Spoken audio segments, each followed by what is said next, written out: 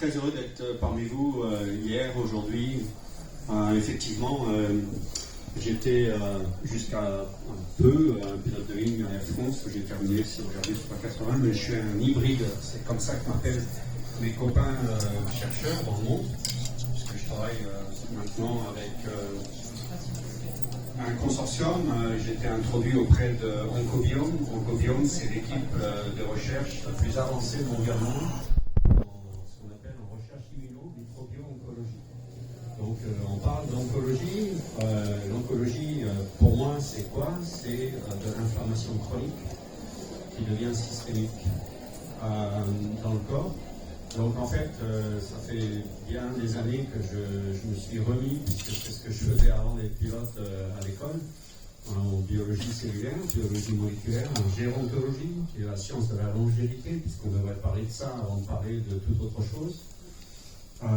Et donc ça fait 5 ans, j'entame ma 6e année au sein de ce groupe Oncobiome qui a créé un programme qui est unique au monde, qui s'appelle Clinicobiome. Je vous prenez des notes, allez voir ce que c'est, parce qu'il n'y a que comme ça qu'on apprend, qu'on réalise ce qu'on fait. Donc en fait, effectivement, moi je me suis retrouvé, la raison pour laquelle je ne parle pas d'oncologie, c'est qu'en 2012, quand en 2003 j'ai eu mon premier cancer, on m'a enlevé le rein avec la tumeur de 7 cm, et puis en 2012, je suis arrivé partout dans les courants. Donc, et mon premier rendez-vous devant un oncologue, qui n'était pas n'importe qui était le patron de la recherche du cancer du rein en Europe, qui est maintenant toujours un ami proche, un collaborateur. Eh bien, M. Trochon, on est désolé, on n'a pas de traitement pour vous. Il n'y a rien. Donc on fait quoi? Et donc, le mécanisme s'est mis en place de compréhension de ce qui se passe dans le corps humain et ce qu'était finalement le développement d'une cellule normale vers une cellule cancéreuse, le processus. Et finalement, aujourd'hui, ce dont on ne nous parle pas, et je suis un homme du système, donc je promouvois ce que font les oncologues, ce que fait la recherche. Mais je suis du côté du patient qui fait de la recherche, c'est pour ça qu'il m'appelle patient expert advocate, et de nombreuses choses que nous pouvons faire avec des résultats qui sont quelquefois, souvent bluffants. Donc effectivement, eh bien, aujourd'hui, j'ai accepté le challenge de cette société Zinzino parce que, au départ, c'est un comité scientifique de 6 chercheurs qui sont extraordinaires, surtout l'un d'eux, qui s'appelle Paul Clayton, qui a dirigé la recherche au Royaume-Uni, qui a été le président de la réflexion de la santé britannique. Donc, ils se sont dirigés vers les associations de molécules qui ont le plus de résultats sur la baisse d'inflammation chronique dans le corps et surtout tester les gens. Avoir quelque chose qui nous montre où on en est véritablement aujourd'hui et de quoi je parle, du carré de la santé métabolique. Alors c'est quoi? C'est un terme un petit peu abracadabra, et donc la santé métabolique, c'est la dérive de l'épigénétique, c'est-à-dire qu'on a une génétique, mais on peut faire tendre une évolution de nos gènes, leur faire parler, les faire tendre vers une autre route. Et ça, on ne nous apprend pas ça. Et ce n'est pas non plus appris en médecine. Donc en fait, tout est basé sur les traitements. Ce qu'on voit aujourd'hui est inadmissible. On voit une explosion des cancers chez les gamins. Aujourd'hui, bien malgré moi, il y a une dizaine d'années, j'ai commencé à répondre à 1, 2, puis 3, puis 4 personnes. Aujourd'hui, j'ai dépassé les 5000 dans le monde entier. Il y a des gens qui viennent me voir d'Australie, d'Afrique du Sud, des États-Unis, juste pour voir un peu ce qu'ils peuvent faire. Donc, effectivement, je leur parle de tout ça, Et puis, je m'aperçois qu'avec le monde de la recherche, alors on se réunit en Cobiome, Immunolife, ce sont des équipes dans le monde qui introduisent les Européens, bien sûr, les Chinois, les Américains, les Canadiens, il y a tout le monde. Puis il y a ma pomme. Alors quand on me demande de parler, je parle. Et puis sinon, je prends beaucoup de notes. Depuis 5 ans, c'est la 6e année.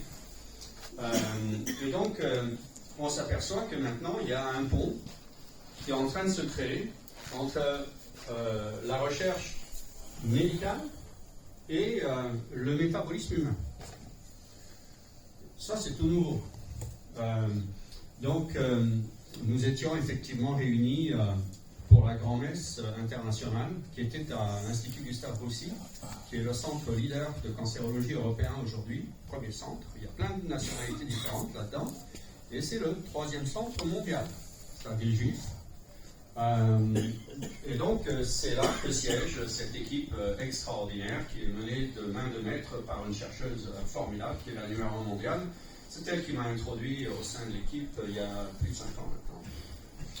Et donc, la toute dernière fois que nous étions réunis, c'était au mois de décembre, et nous étions tous réunis et les chercheurs, les équipes de chercheurs montraient effectivement différentes choses et différentes choses qui sortaient de l'ordinaire. Alors, à quoi on s'intéresse aujourd'hui?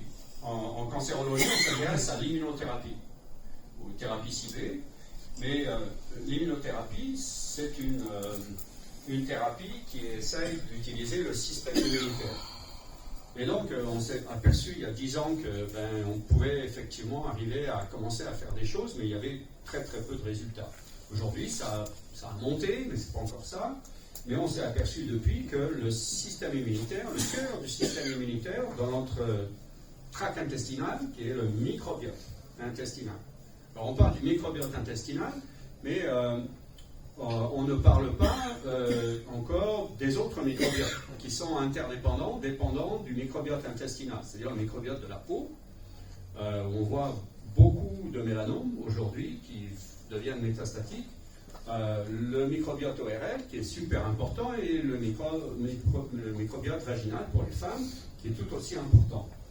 Donc, si on n'a pas un bon microbiote intestinal, le reste, évidemment, fonctionne moins bien. Et ça dérive vers tout un tas de dérives métaboliques, justement. Et donc,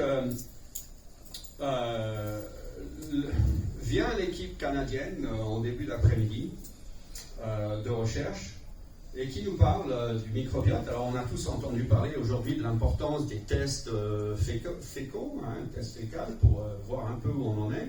Mais on voit des choses spécifiques, puis c'est fait dans un certain domaine avec des médecins. Et puis, la directrice de la recherche canadienne fait son exposé. Elle nous dit, moi j'étais un peu assis là-bas, pas tout à fait au dernier rang, mais il y avait beaucoup de chercheurs, on était 70-80. Et elle nous dit, effectivement, on va vous montrer des choses, on commence à s'intéresser à ce qu'on appelle des métabolites. L'IPA, et puis le tryptophane, et donc ce sont une prise de sang, en fait, où on voit l'évaluation de ces métabolites qui nous donne une précision de l'inflammation au sein de notre tract intestinal. Et donc elle continue, et puis je lève le doigt là au fond, là-bas. Alors bon, et elle continue à parler, puis elle voit que je lève le doigt, puis elle me dit Jean-Jacques, vous voulez dire quelque chose? Parce qu'on se connaît tous, on se parle en anglais, bien sûr, parce qu'il y a toutes les nationalités. Je lui dis ouais, super intéressant, tryptophane, IPA, et qu'en est-il de la kynurénine? Alors, gros silence, tout le monde se retourne vers moi. Et oui, la kynurénine, c'est le 3e métabolite qui est étudié en ce moment. Effectivement, nous sommes en train de le faire. Nous sommes en train de faire évoluer cela, mais vous êtes au courant? J'ai dit oui.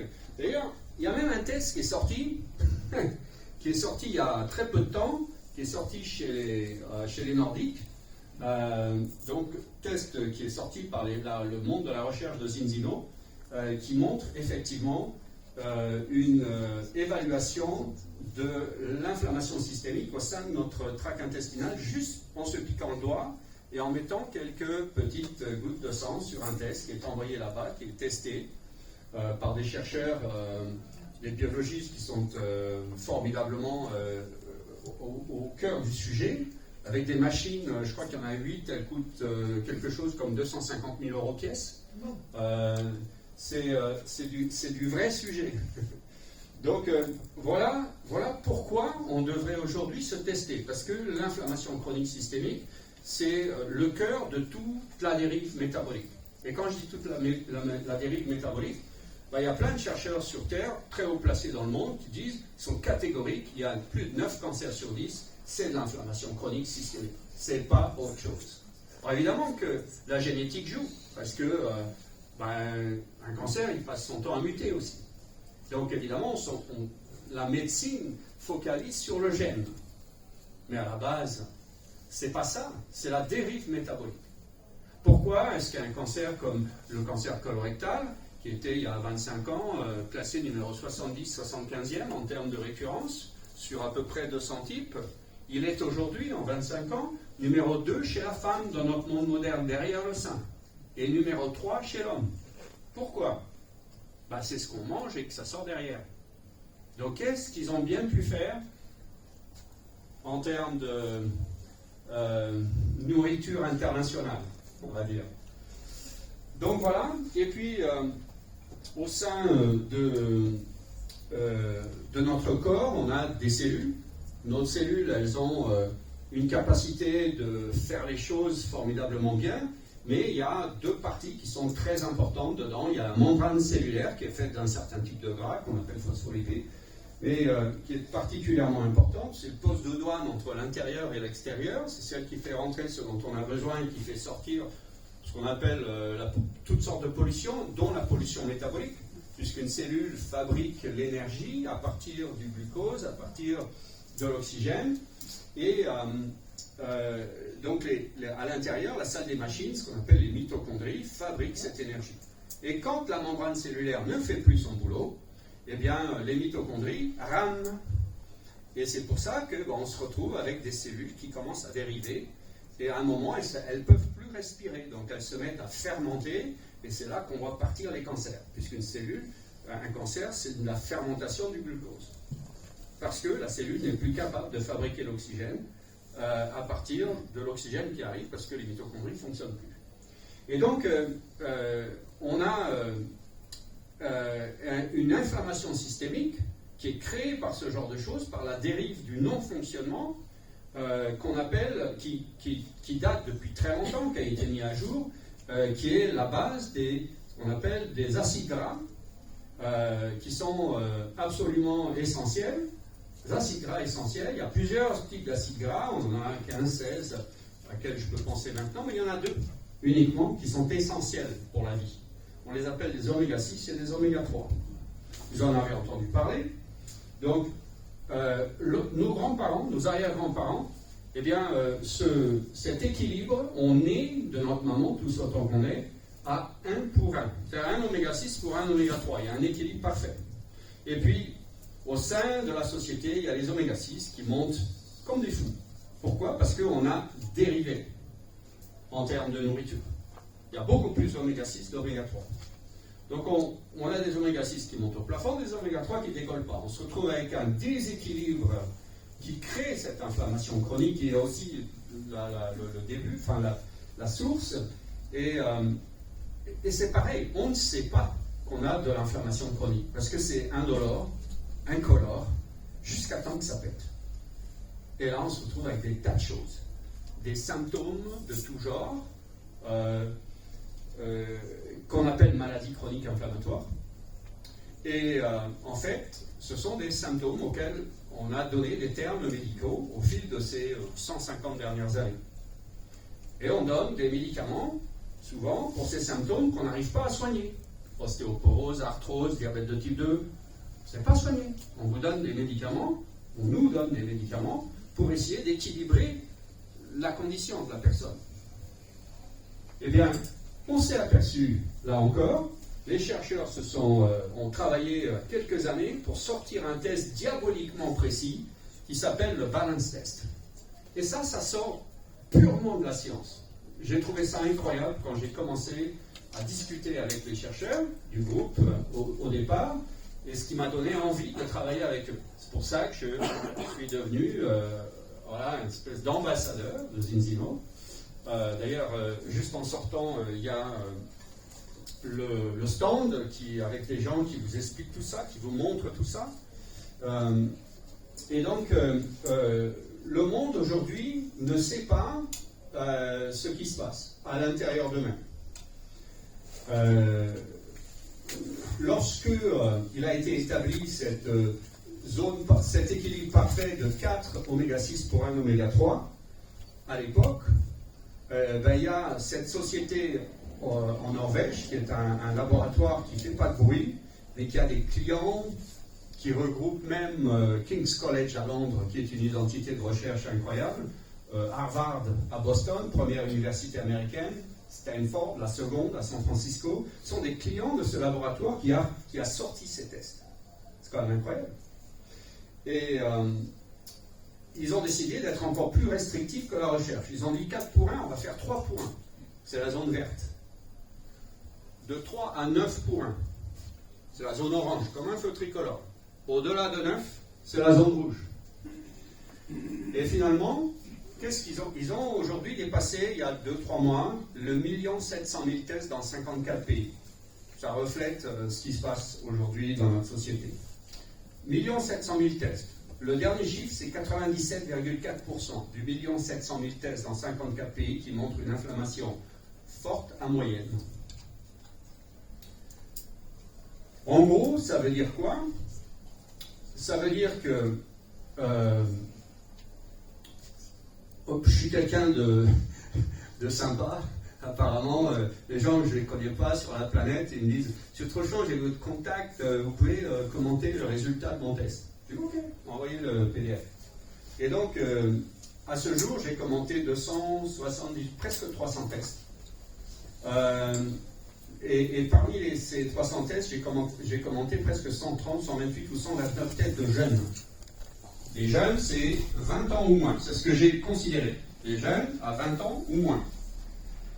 Eh bien, si vous considérez, il y a un certain nombre d'années chez nos grands-parents, où quand ils avaient établi cet équilibre de 4 pour 1, eh bien, on voyait rarement une population, même âgée dans les tranches, quand on regarde la littérature scientifique, de 30 à 40 ans, rarement on voyait des gens au-dessus de 10 pour 1.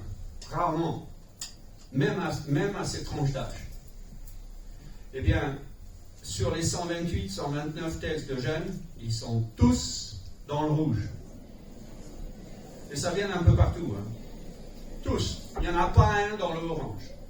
C'est pour vous dire à quel point c'est important de savoir où on en est, la dérive dont c'est pas dans nos gènes. On n'a pas été élevé comme ça. On n'a pas été formé pour se dire il faut prendre soin de nous. Moi, j'ai des tas de copains sur la planète qui sont médecins. Ils n'ont pas été formés pour ça. Je leur fais des conférences. Quelquefois, on se retrouve sur Zoom. La dernière fois, j'étais avec 23 médecins sur Zoom. Et on parle de tout ça. Parce que ils font un travail extraordinaire pour la majorité d'entre eux, pour nous, qui sont, quand on se retrouve en mauvaises conditions. Mais eux aussi sont touchés par la maladie et ils s'aperçoivent aujourd'hui que il y a beaucoup de restrictions en médecine quand même. D'ailleurs, le premier à le dire, c'était mon oncologue, le patron de la recherche du cancer du rein, qui a toujours dit en oncologie, on avance, on fait de notre mieux, mais il y a beaucoup de restrictions, il y a beaucoup de limites. Donc, avant d'en arriver à ce niveau de se retrouver devant un oncologue, eh bien, bougeons-nous. Parce que ce n'est pas individuellement qu'on doit le faire. Chaque personne est responsable de notre environnement personnel, de la famille, les enfants. Ce qu'on voit sur les enfants aujourd'hui, c'est abominable. On voit des gamins, 6-7 ans, qui ont des cancers du pancréas, des gamines ont des cancers du sein, c'est pas possible, quoi. Des gamines, moins de 20 ans. Et puis, le cancer colorectal, la tranche d'âge 17-24 ans, c'est pas normal, quoi. Donc, il faut se prendre en main, réguler cette inflammation chronique systémique, c'est déjà la base de tout. Et puis après, faire les choses. Parmi toute la recherche, j'ai un ami qui s'appelle Jean-Marc Sabatier, qui vit dans le coin, qui est pas loin, qui est directeur de la recherche au CNRS, et qui a fait une présentation, vous pouvez aller voir sur YouTube, sur la vitamine D, qui est une pro-hormone réellement. La vitamine D, elle est essentielle. On va dire, en pré-cancérologie, c'est probablement la vitamine la plus importante. Mais on est loin du compte. On est tous, dans notre monde moderne, on a beaucoup... Oui. Oui, je suis d'accord avec tout ce que vous dites, mais la vitamine D, moi je suis cuisinier. Oui. Donc vous parlez d'un domaine qui m'intéresse vraiment, puisque tout ce qu'on absorbe et qui n'est pas bon dans notre système aujourd'hui, vous parlez des jeunes. Ouais. On a une forte densité de jeunes qui sont obèses. Oui. Et vous parliez des jeunes tout à l'heure, la Polynésie, qui fait partie de la France, et ils ont un président, parce qu'ils ont le franc du Pacifique, ils ont mis le jeûne dans leur texte. Oui, je vais en parler. La restriction calorique, le jeûne, le FMD, ça fait très longtemps que je m'y intéresse, bien sûr. Non, pas de problème, c'est passionnant, c'est prenant. Donc c'est important de parler de tout ça. Donc en fait, effectivement, le nombre de jeunes aujourd'hui qui ont dérivé, c'est juste, c'est pas normal qu'on voit autant de jeunes malades. Donc il faut se tester. Alors comment on fait pour se tester en vitamine D? C'est essentiel. D'abord, il faut monter. Il ne faut pas hésiter à aller à 5, 10 000 UI par jour. Et beaucoup de médecins vont vous dire, c'est beaucoup. C'est ce qu'avait dit Jean-Marc Sabatier, déjà, quand le Covid est arrivé. Il faut aller à 10 000 UI mini. Et puis après, combien de temps on y reste? On y reste plusieurs semaines, plusieurs mois. Et qu'est-ce qu'on fait? On se teste. On teste notre niveau de vitamine D. S'il commence à être trop haut, 80, 90, 100, 8, on redescend. Et puis si on n'est pas encore trop bas, on continue. Et puis voilà. Et là, on est dans une tranche qui est avec une vitamine, donc qui est super anti-inflammatoire, et qui va participer à tout un tas de fonctions moléculaires dans le corps. Donc c'est hyper important. Et puis le dernier, c'est peut-être ce qui est le plus important en fait dans notre société. On l'appelle, c'est un terme barbare qui s'appelle l'HbA1c. HbA1c, on ne se rend pas compte que la plupart des gens aujourd'hui sont résistants à l'insuline. L'insuline, c'est un facteur de croissance qui est détonnant. C'est un facteur de croissance. Quand on teste l'HbA1c, plutôt que de se tester l'insuline au temps T, l'HbA1c, ça vous teste les 8-12 dernières semaines. Donc c'est vraiment un facteur de croissance qui vous montre la dérive qu'on a dans le corps. Donc cette insuline, elle est provocatrice envers le métabolisme, le côté métabolique du cancer. On ne parle pas des traitements, mais c'est un empêcheur de tourner en rond pour notre santé et qui va favoriser le terrain pour la vérocité du cancer. C'est véritablement de cela dont on parle. Donc effectivement, là encore, il y a ce test HbA1c qui est formidable. Alors, les vitamines D, HbA1c, vous pouvez aller voir votre médecin qui va vous prescrire un test. Vous allez au labo, c'est possible de le faire. Là, il faut le payer. Il coûte à peu près 50 €, mais on le reçoit chez soi. On a un résultat qui est d'une précision exemplaire. Donc ces 4 tests forment la santé métabolique. C'est toutes ces dites maladies chroniques inflammatoires, effectivement. Eh bien, ce sont, comme je disais tout à l'heure, des symptômes qui évoluent en fonction de ce qui se passe à l'intérieur de notre corps. Mais on ne sait pas ce qui se passe. Tant qu'on ne s'est pas testé, on ne sait pas. Et donc, quand ça pète, après, effectivement, c'est la déroute. Bien souvent, ce sont des tragédies familiales, des tragédies avec les enfants. Je vois ça, moi, presque tous les jours, c'est du 7-7, hein, je fais ça en 7-7 aujourd'hui. Donc j'ai quitté l'aviation avant l'heure, j'aurais pu continuer comme mes copains, je pourrais toujours y être encore, pour encore 2 ans de carrière. Maintenant, j'ai arrêté à 58 ans, parce que j'étais très très embarqué dans la recherche déjà, et que j'ai eu la chance que tout en haut, le monde de la recherche ait voulu que je travaille avec eux pour amener la voix du patient, ce qu'on appelle. Donc voilà pourquoi on fait les choses. Alors effectivement, si je mets un petit peu de côté ceci et que on parle du jeûne, en Polynésie française, j'ai passé 7 ans, je connais très très bien les gens, j'ai été faire 2-3 conférences pour eux là-bas.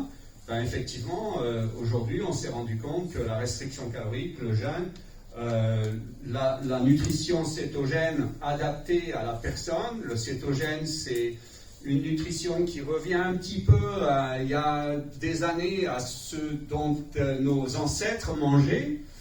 C'est ce qu'ils faisaient, c'était simple, c'était sans ces amas de sucre avec aujourd'hui l'ensemble ce qu'on appelle des UPF, les ultra processed foods, des molécules ultra transformées qu'on a partout dans les repas préparés. Donc, dont vous parliez dans tous les restaurants, qu'est-ce qu'on fait? On cuit avec des huiles végétales parce que c'est ce qui coûte pas cher, et les huiles végétales, ça fait monter les oméga 6 au plafond.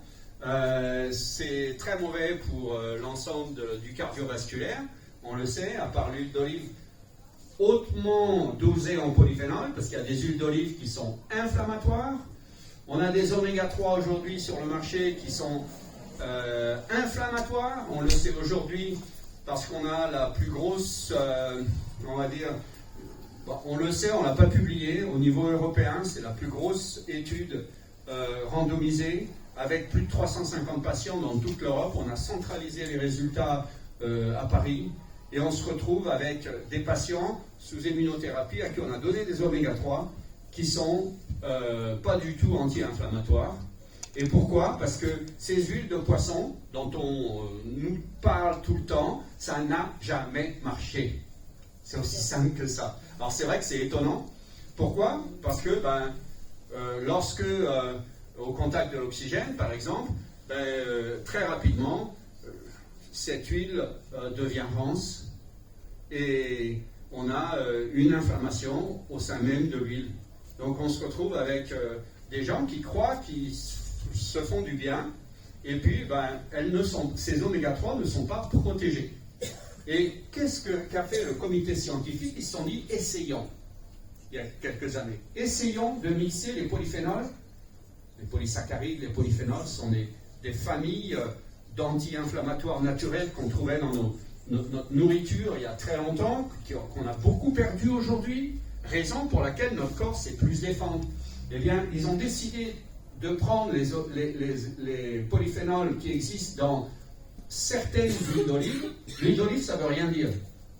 C'est le type d'olive. Vous regardez sur Internet, là encore, et regardez quels sont les types d'olives qui sont les plus élevés en polyphénol. Alors, il n'y a pas que ce paramètre, il y en a d'autres, mais c'est le principal. Et effectivement, ils ont pris ces huiles d'olive qui sont très hautement dosées en polyphénol, ils les ont mixées aux oméga 3 de poisson, et là, au miracle, on se retrouve avec des oméga 3 qui ne s'oxydent pas, ou très peu, ou très lentement. C'est pour ça que ça marche. Et c'est ce que j'ai répondu à la direction de la recherche, qui m'ont dit, Jean-Jacques, il faut qu'on en parle, parce qu'on a eu... on a été étonnés de voir que sur les 350 patients, ça n'a pas marché. Je lui ai dit, mais je le savais. Si vous m'en avez parlé avant, je vous aurais dit pourquoi. Et ça, c'est des choses qui ne sont pas enseignées dans le monde de la médecine. Médecine, c'est protocole, santé, on y reste. C'est bien, ils font des choses formidables. Et encore une fois, moi j'ai des copains oncologues qui c'est du 7-7, ils se donnent tout pour leurs patients. Mais encore une fois, quand tu as un traitement qui ne répond pas, il ne répond pas. Et on en a plein, des cas comme ça. Donc, on peut s'aider, tous autant qu'on est, à faire des choses simples pour toute notre famille. Donc voilà, je pense avoir fait le tour de la question.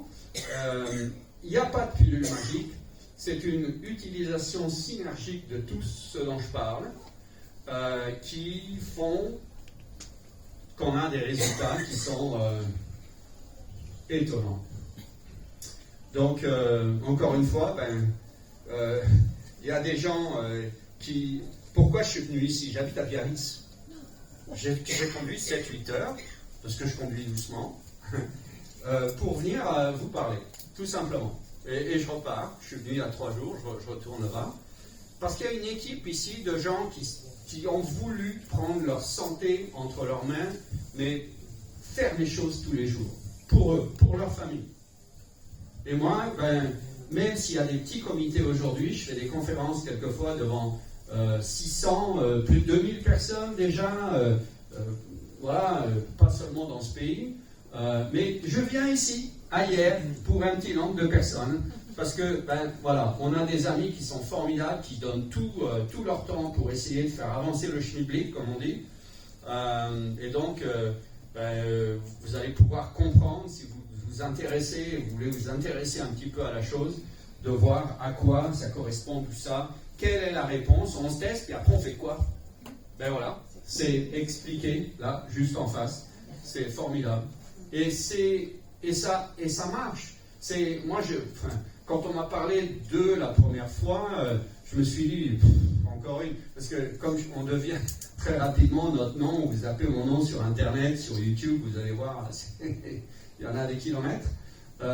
Donc, il y a beaucoup de gens qui essayent de me contacter pour me vendre des trucs, pour que je leur fasse la pub. Ça ne m'intéresse pas du tout. J'étais très cadré en tant qu'instructeur à Air France sur des gros porteurs. En même temps, je suis chercheur en métabolisme cancéreux depuis un moment, donc c'est pas mon truc. Mais lorsque on a une société qui est pilotée par un comité scientifique, aujourd'hui, ils viennent de dépasser les 300 millions de chiffres d'affaires. Ils sont cotés au Nasdaq, c'est-à-dire qu'ils rendent des comptes à la fin du mois, à la fin de l'année, pardon.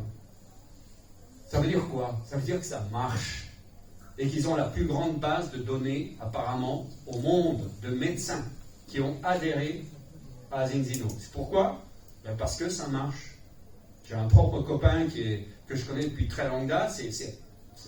C'est un exemple parmi d'autres, qui est médecin généraliste, qui a encore 2 ans à faire, qui a un cabinet qui voit, 30, 40 patients par jour.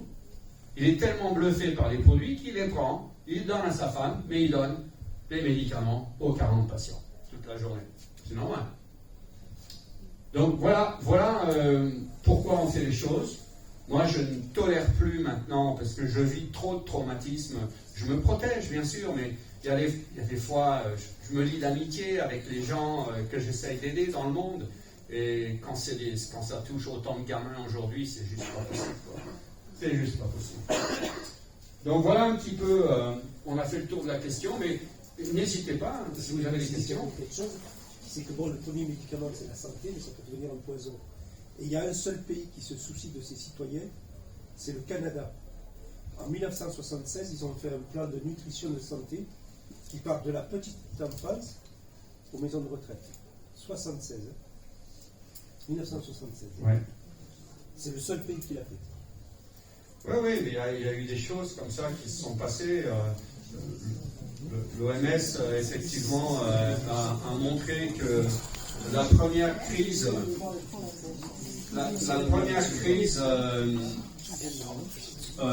de nutrition avec le Biafra, je ne sais pas si certains se rappellent. Bon, l'ONU s'était réunie en catimini, vite, parce que les mamans étaient tellement dénutries que les enfants décédaient dans les 6-8 heures. Donc en fait, ils sont sortis avec, après avoir étudié pendant plusieurs heures ce qui aurait peut-être plus de chances de réussir, ils ont trouvé que c'était la spiruline à l'époque. La spiruline complètement complète. Alors ils ont envoyé Médecins du Monde, Médecins sans frontières dans tous les villages. Et puis ils ont essayé, petit à petit, ils ont mis des toutes petites quantités dans le biberon des enfants. Ils sont allés jusqu'à 1 gramme, 1000 mg. 1 gramme de spiruline et ils ont arrêté une bonne partie de la malnutrition. Ils ont arrêté le process de mortalité infantile en faisant ça. Donc ça montre que cette spiruline, qui aujourd'hui se doit d'être, c'est une microalgue, donc il faut la protéger, parce que c'est un capteur de toxines. Donc la spiruline maxima, dans laquelle je suis très fortement,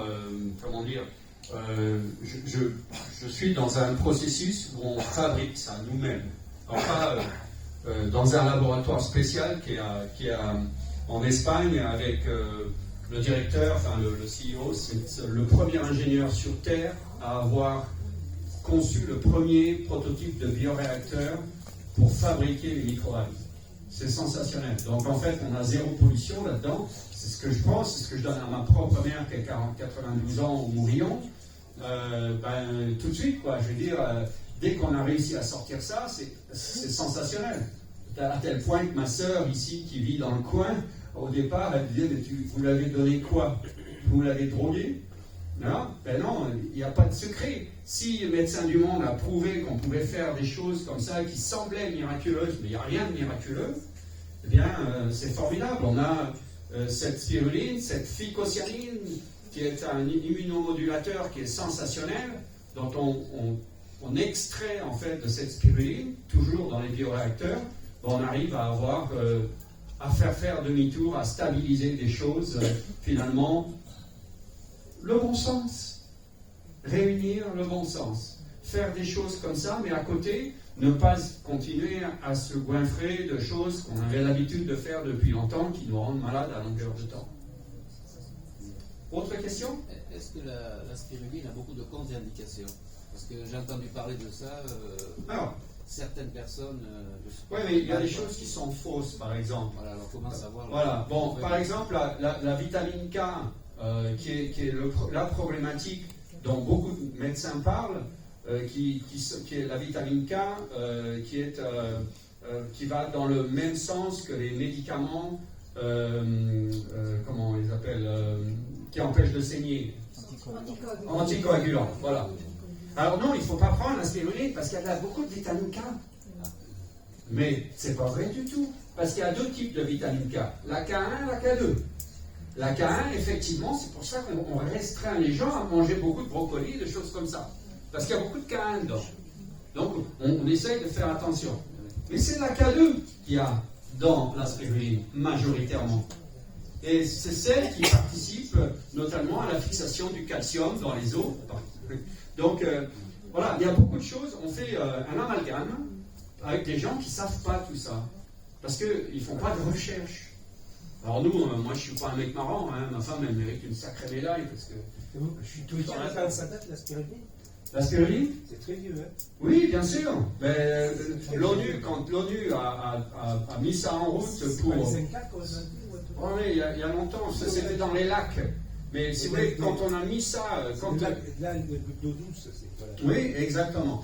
On voyait ça en Afrique beaucoup. Et puis, lorsqu'on a eu cette crise mondiale, et finalement, ça s'est concentré, c'était entre 68 et 74. Hein, c'était ça, la première crise mondiale. Effectivement, c'est là que, quand l'ONU a dit il faut y aller, il faut tout essayer, c'est là qu'on a mis à jour le potentiel de cette spiruline, Maxima en particulier, parce qu'on la trouve que dans 3 endroits dans le monde. Tout le reste, c'est la spiruline platensis qui se fond dans des bassins. Et malheureusement, ce qui se faisait dans les lacs avant et dans les bassins avant, il y a longtemps, vu l'amas de pollution qu'on peut avoir dans l'eau, dans l'air aujourd'hui, je ne vous fais pas un dessin. Mais malheureusement, c'est ça. Mais on a des gens passionnés qui mettent leur temps là-dedans. Si on arrête, à ce moment-là, on arrête tout si on s'en prend à ça. Mais moi, pour ma propre identité, mon entourage, et puis tous les amis, les gens que j'essaye de sortir de leur situation, ben, pour moi, c'est essentiel d'avoir des choses qui ne sont pas empruntées de toute cette pollution. Voilà. Donc il faut la prendre où alors la spiruline? Eh bien, c'est ce que... Non, mais c'est ce que Zinzino fait. Pourquoi? Parce que le patron de Zinzino, celui qui a démarré ça, un jour, il m'a dit, il y a presque un an, même un an, 14 mois, il m'a dit, Jean-Jacques, tu nous avais parlé de ça, de cette technologie des bioréacteurs. On a dit, ouais, bon, on a pris du temps, mais si je te rejoins là-bas au Oviedo, tu pourras me présenter la technologie et Tino, notre ami Tino, qui est cet ingénieur génial. Donc on s'est rencontrés et finalement au cours de la journée, je le dis parce qu'il est tout à fait d'accord et ça me fait rire d'ailleurs quand je le dis. On était tous les deux devant la montagne, à Oviedo c'est dans la montagne, c'est au nord-ouest de l'Espagne. Oh, Jean-Jacques, tu sais, on a été quand même un peu con. Hein. On aurait dû t'écouter dès le départ parce qu'on a perdu 8 mois. Ben, effectivement, c'est un monstre technologique qui fabrique cette spiruline qui n'a, dans un système pressurisé comme dans les avions. Hein. On fait un petit trou, l'air elle part tout de suite. Bon, ben là, c'est pareil. Donc la pollution, elle peut aller que dans un sens, c'est-à-dire vers l'extérieur. Elle ne peut pas rentrer. Donc on a des calculateurs qui calculent au quart de poil là, tous les ingrédients qui doivent évoluer en même temps. Et c'est un modèle technologique qui est absolument incroyable au service de la nutrition et de la santé. Pour moi, c'était ça. C'est avec ça que je me suis en partie guéri. Donc, zéro traitement, je suis toujours là avec 26 métastases dans les poumons quand même, entre 2012 et 2014. Et quand mon oncologue est venu me voir à Cochin, à Paris, il ne croyait pas. Il me croyait perdu. Et aujourd'hui, 13 ans après, ça fait 6 ans qu'il n'y a plus rien qui bouge. Et je continue à aider des tas de gens. Vous avez fait du jeûne aussi? Bien sûr. Ah, d'accord. Bien sûr.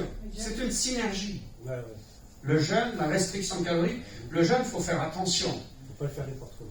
Non, il n'y a pas de place pour l'improvisation. Il y a un seul endroit où on le fait correctement, c'est en Allemagne, c'est même remboursé par leur sécurité sociale. Oui, mais c'est pas le seul. C'est pas le seul endroit. Je les connais bien. J'ai été invité pour parler avec d'autres chercheurs internationaux lors du 18e congrès international de jeunes. C'était un énorme congrès et parmi eux, il y avait une équipe de Français, de médecins, qui était là, dont le docteur Jacques Rouillet, qui est le président aujourd'hui d'une fondation. 6 mois après qu'on s'est connus là-bas, il m'a rencontré, j'avais pas beaucoup de temps parce qu'il y avait beaucoup de monde que je devais rencontrer. Et 6 mois après, il me dit, Jean-Jacques, on s'est vu à Überlingen. Est-ce que, voilà ce qu'on a en tête. On voudrait créer l'Académie médicale du jeune, l'AMJ. Allez voir ce que c'est. AMJ. Eh bien, c'est piloté par des médecins et ils interviennent dans les centres de jeunes, différents centres de jeunes. Donc, on a le côté médical. Et donc, voilà, ça, c'est un outil parmi d'autres qui permettent d'avoir une évolution extraordinaire de notre santé alors qu'on n'y croit plus quelquefois. Ça, je l'ai montré, mais si c'était une histoire de moi et moi-même, je serais une anecdote. Le but, c'est de le reproduire, et aujourd'hui, on arrive à le reproduire d'une façon extraordinaire. Ce que je voulais vous demander, comment vous en étiez tiré de ce... Ben voilà. Comment j'en suis tiré? J'ai actionné un certain nombre de choses qui est différent pour moi que pour vous, parce qu'on a un métabolisme différent tous les deux. Donc, comme je dis, il n'y a pas de place pour l'improvisation. On est obligé de prendre en compte à quoi vous ressemblez aujourd'hui. Quelle est votre évolution depuis 10 ans, depuis 20 ans? Qui fait ça? Moi, je le fais, mais bon, voilà, Parce c'est... que vous parlez d'huile d'olive, bon, alors il faut se méfier de tout, il faut lire toutes les étiquettes, ça nous dépasse quand même. Alors, à un certain moment. Alors, c'est ce que la j'ai. cuisinière de base que je suis un peu dépassée. Quoi. Oui. Ben, l'huile d'olive, comme je dis, ça ne veut rien dire. C'est le type d'olive et puis c'est comment est-ce qu'elle sort. Alors aujourd'hui, le patron de Zinzino, il a pris l'avion, il a été dans plusieurs endroits. Et puis il s'est concentré sur 2 producteurs, un en Crète, un en Espagne. Le deal commercial, parce que derrière il y a un deal commercial, c'est 30 fois la quantité de polyphénol qu'on trouve dans les huiles que moi je vais acheter à Biocop, à côté de chez moi à Biarritz. 30 fois. C'est quoi ça? Pour moi, alors, ça c'est moi qui le dis, hein, ça concerne que moi. Pour moi, c'est une chimiothérapie sans effets secondaires. C'est à ce point efficace. Et qu'est-ce qui nous le prouve? La plus grosse méta-analyse mondiale, qui a été publiée en 2022 dans le journal scientifique très connu par nous, qui s'appelle PLOS ONE. PLOS ONE, ils ont publié en 2022 la plus grosse méta-analyse mondiale. Une méta-analyse, c'est très scientifique déjà, c'est la réunion de plusieurs grosses analyses.